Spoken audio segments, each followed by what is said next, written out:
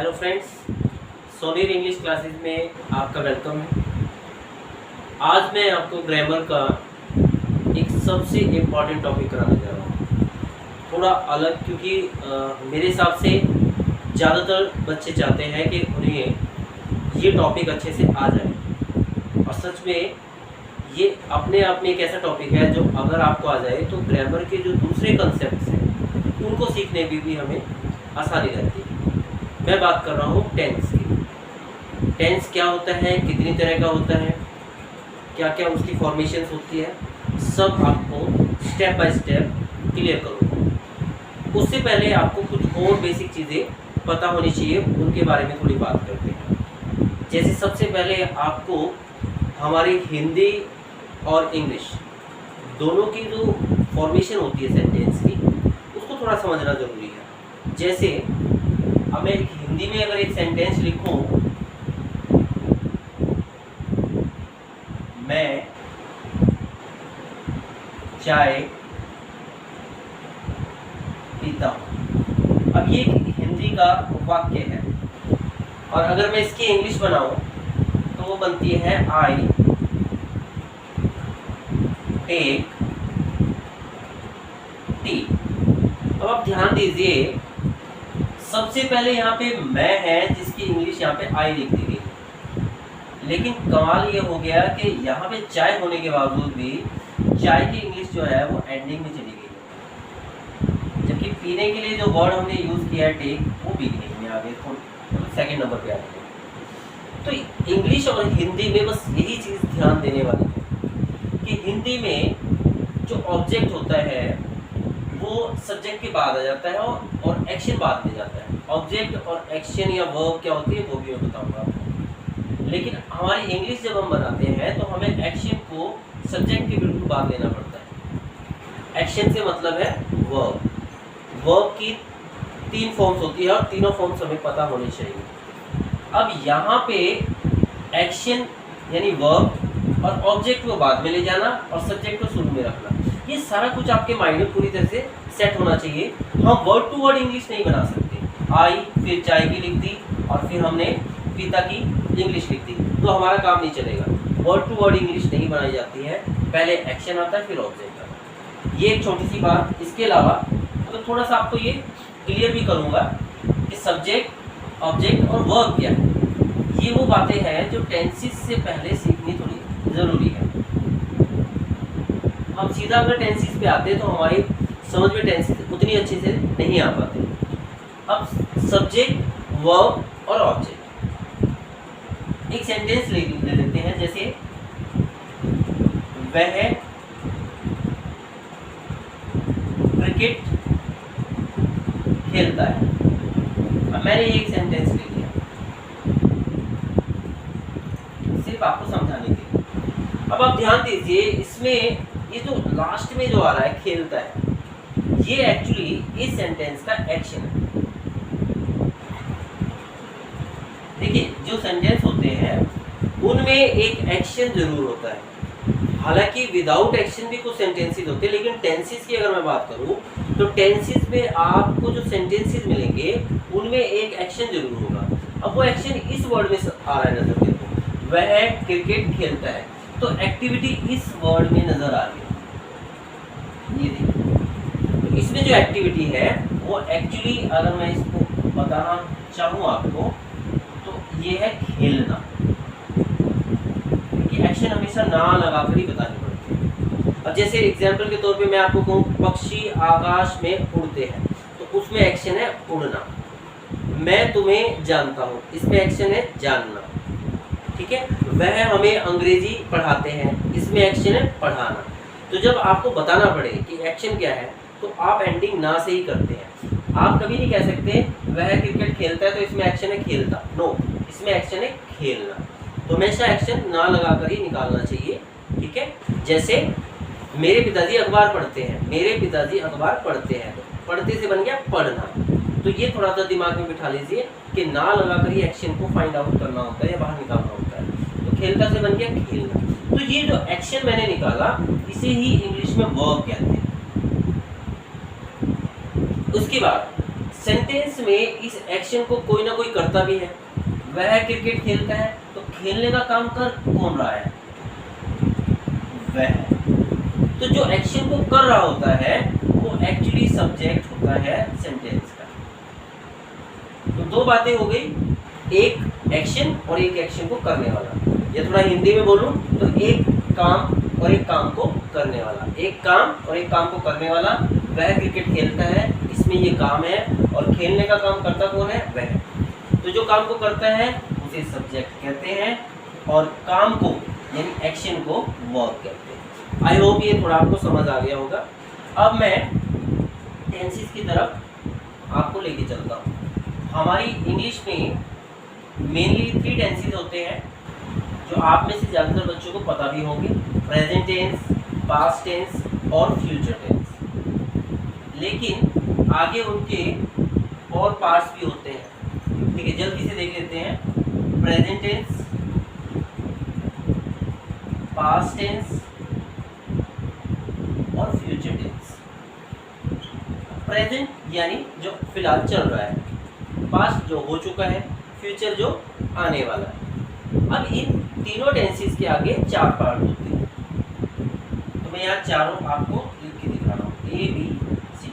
पहला पार्ट हम जो जानते हैं ग्रामर में वो है इंडेफिनिट। सेकंड पार्ट होता है कॉन्टिन्यूअस, जो आप में से काफ़ी बच्चों को पता भी होगा। देन है परफेक्ट, और फिर इन दोनों के कॉम्बिनेशन से बनता है परफेक्ट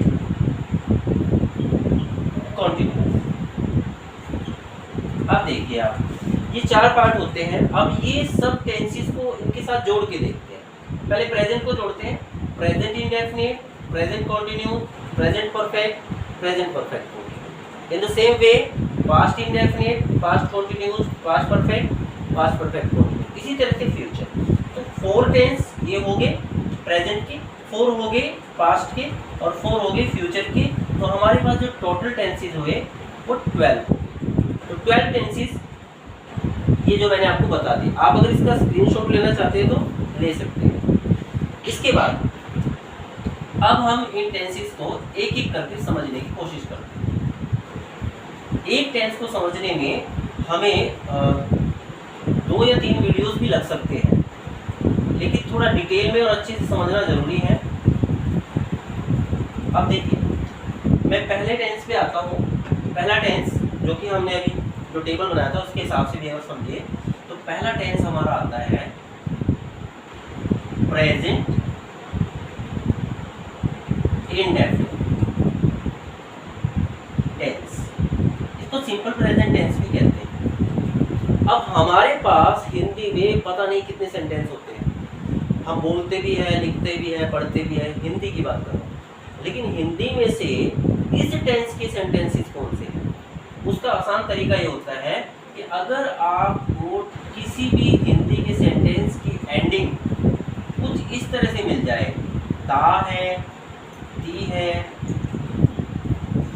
ते है, ता हो या फिर ते हो, इस तरह की अगर एंडिंग आपको मिल रही है तो वो प्रेजेंट इंडेफिनिट टेंस होता है। ठीक है, अब सेंटेंसेस सीखते हैं इसमें। देखो, वैसे सेंटेंसेस कई तरह से कई कैटेगरीज में होते हैं, लेकिन टेंसेस की बात करूँ तो 3 तरह की कैटेगरीज पे आप ध्यान दीजिएगा। एक पॉजिटिव सेंटेंस होता है, एक नेगेटिव होता है और एक इंटरोगेटिव। आज हम सिर्फ पॉजिटिव सेंटेंस की बात करेंगे। सबसे पहले समझना जरूरी है कि पॉजिटिव सेंटेंस होता कौन सा है। इसके बारे में थोड़ा सा बता देता हूँ आपको। पॉजिटिव सेंटेंस, क्योंकि हम पॉजिटिव सेंटेंस के बारे में ही आज बात करने वाले हैं। देखिए, अगर कोई सेंटेंस ऐसा है जिसमें क्वेश्चन आए, यानी एक प्रश्न आए, आपसे कोई पूछ रहा हो, आप किसी से पूछ रहे हो, कोई किसी से भी पूछ रहा हो, अगर सेंटेंस में क्वेश्चनिंग हो रही है तो वो इंटरोगेटिव होता है। उसे हम इंटरोगेटिव बोलते हैं, जिसको समझाने का काम हम बाद में करेंगे। इसके अलावा एक नेगेटिव होता है, और नेगेटिव की पहचान तो बहुत आसान है। हिंदी में बात करें तो इसमें नहीं होता है। अगर किसी सेंटेंस में नहीं है, जैसे मैं तुम्हें नहीं जानता हूँ, तुम यहाँ नहीं आते हो, वह तुम्हें नहीं पढ़ाता है, तो ये नेगेटिव हो गया। तो पॉजिटिव सेंटेंस जो हम सीखने जा रहे हैं उसकी पहचान क्या हुई, जिसमें ये दोनों क्वालिटीज नहीं। अगर कोई सेंटेंस ऐसा है जिसमें दोनों ही क्वालिटीज नहीं है, ना तो क्वेश्चनिंग हो रही है और ना नहीं आ रहा है, तो वो पॉजिटिव होगा। जैसे तुम कॉफ़ी पीते हो, मेरे पिताजी अंग्रेजी अखबार पढ़ते हैं, मैं स्कूल में पढ़ाता हूँ, ये वह हमारे घर रोज आता है, तो ये क्या है, ये सारे पॉजिटिव सेंटेंस हैं और इन्हीं को हम सीखने वाले हैं। तो अब हम प्रेजेंट इंडेफिनिट के ऐसे सेंटेंस की बात करेंगे जिनमें ना तो क्वेश्चनिंग हो और ना एक्टिविटी हो। जैसे एग्जांपल के तौर पे मैं एक सेंटेंस लिख रहा हूँ, मैं, फिर वर्ब की फर्स्ट फॉर्म लगाइए,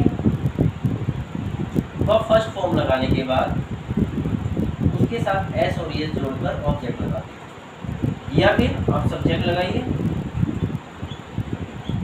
फर्स्ट फॉर्म लगाइए और ऑब्जेक्ट लगा दें। ये दो फॉर्मेशन होती है इस तरह के सेंटेंस को बनाने की। अब यहाँ पर आपको फर्क यहाँ नजर आ रहा होगा, ये है एक्स्ट्रा वर्ब के साथ एस और एस, और ये है सिर्फ वर्ब की फर्स्ट फॉर्म। यानी अगर मैं आपको बताऊं, जैसे गो है, कई बार हमें गो मिलता है लिखा हुआ, तो गो भी मिल जाता है। अगर आप इंग्लिश में से देखते हैं तो सेज भी देखते हैं, तो ये क्या है, गो जो है वो फर्स्ट फॉर्म है, से जो है वो फर्स्ट फॉर्म है, लेकिन गोस क्या है, फर्स्ट फॉर्म के साथ एस लगा हुआ है, और सेज क्या है, फर्स्ट फॉर्म के साथ एस लगा हुआ है। तो ये फर्क क्या है, मतलब ये चीज़ कब यूज होगी और ये कब यूज होगी। तो हमारा जो ऊपर वाला फॉर्मूला है वो इसको प्रेफरेंस देगा। उसका मानना ये है कि वर्ब के साथ एस और एस लगाओ, मेक्स, टेक्स, गोस, प्लेज, सेज, टेल्स। जबकि नीचे वाला फॉर्मूला कह रहा है कि नहीं भाई, एस और एस लगाने की जरूरत नहीं है, गो, मेक, टेक, से, टेल, ये ऐसे कह रहा है। तो इसका पता कैसे चलेगा हमें क्या ध्यान रखना है जिससे हमें ये पता चल जाए कि ऊपर वाला फॉर्मूला कब लगना है और नीचे वाला कब लगना है। इसके लिए आपको पता होना चाहिए प्रोनाउन की कैटेगरीज। यहाँ मैं लिख रहा हूँ, फिर समझा भी दूंगा। अगर आपका सब्जेक्ट थर्ड पर्सन सिंगुलर होगा, अगर आपका सब्जेक्ट थर्ड पर्सन सिंगुलर होगा तो आप गोस, टेक्स, मेक्स ऐसे यूज करेंगे। लेकिन अगर वो फर्स्ट पर्सन है या सेकंड पर्सन है या थर्ड पर्सन प्लूरल है तो आपने वर्ब के साथ एस और एस नहीं लगाना होगा। अब इसको जल्दी से समझ लेते हैं कि ये थर्ड पर्सन फर्स्ट पर्सन क्या है। वैसे आप बुक्स में पढ़ते आए होंगे, टीचर्स ने आपको सिखाया भी होगा, जल्दी से देख लेते हैं। देखो, फर्स्ट पर्सन, सेकंड पर्सन और थर्ड पर्सन, तीन कैटेगरीज होती है। फर्स्ट पर्सन में आई और बी होता है, यानी मैं और हम। मैं थोड़ी सी अगर हिंदी भी लिखूं, मैं और हम। सेकंड पर्सन में यू होता है, यानी तो, इसको आप भी कह सकते हैं, ठीक है। अब ये मोटी सी बात याद रखिए, फर्स्ट पर्सन में मैं, हम, यानी आई और बी है, और ये सिंगुलर और प्लूरल भी है। ये देखो, ये सिंगुलर है और ये फर्स्ट पर्सन का प्लूरल है। तो फर्स्ट पर्सन सिंगुलर आई होता है, फर्स्ट पर्सन प्लूरल बी होता है। सेकंड पर्सन में यू होता है, और यू दोनों कंसीडर किया जाता है, सिंगुलर भी और प्लूरल भी। अब इसको देखो कितने हो गए, 1 2 3, 1 2 3। इन तीनों के अलावा अगर आपका सब्जेक्ट कोई चौथा है, इन तीनों के अलावा अगर आपका सब्जेक्ट कोई चौथा है तो उसे आपने इस कैटेगरी में डाल देना है। हाँ, अगर वो चौथा है, जो भी इन तीनों के अलावा जो भी वो चौथा है, उसको आपने देखना है कि वो एक है या एक से ज़्यादा है। अगर तो वो एक है तो हम उसे बोलेंगे थर्ड पर्सन सिंगुलर, और अगर वो एक से ज़्यादा हुआ तो हम इसे डाल देंगे प्लूरल। जैसे एग्जाम्पल के तौर पे मैंने कहा बच्चा रोता है। अब बच्चा यहाँ पे कहीं नहीं आ रहा, ना यहाँ आ रहा है ना यहाँ आ रहा है कहीं पे नहीं आ रहा है। तो बच्चा यानी एक बच्चे की बात हो रही, तो बच्चा थर्ड पर्सन सिंगुलर हो गया। लेकिन मैं कहूँ बच्चे रोते हैं, तो बच्चे देखो यहाँ पे नहीं आ रहे, इसका मतलब थर्ड पर्सन है, लेकिन बच्चे बहुत सारे तो यहाँ पहुँच गए। तो आपने क्या करना है, ये जो थर्ड पर्सन सिंगुलर है, ये यहाँ मैंने लिखा भी है, इसी के साथ बस एस और एस लगाना होता है, गोस, टेक्स, मेक्स। और बाकी ये जो बच गए, ये सब जो बच गए, ये सारे, ये सब एक तरफ है, और ये एस और एस नहीं लेते, ये सिर्फ फर्स्ट फॉर्म लेते हैं। ऐसे ये सिर्फ फर्स्ट फॉर्म लेंगे, एस और एस नहीं लेंगे। मैं कुछ एग्जाम्पल के साथ आपको बता देता हूँ। लिख कर ही बता देता हूँ जल्दी से आपको कुछ एग्जाम्पल। इसका स्क्रीनशॉट अगर आप लेना चाहें तो ले सकते हैं। देखिए जल्दी से मैं बता रहा हूँ, थर्ड पर्सन सिंगुलर और बाकी में क्या फ़र्क है। अगर आपको फिर भी कोई कंफ्यूजन है तो मेरी नेक्स्ट वीडियो ज़रूर देखिएगा, उसमें मैं बहुत सारे एग्जाम्पल लेके आऊँगा इसके और ये बिल्कुल आपको क्लियर हो जाएगा। क्योंकि जब तक हम एग्जाम्पल नहीं करेंगे, सेंटेंसेस नहीं फॉर्मेट करके देखेंगे, बिल्कुल पल्ले नहीं पड़ेगा।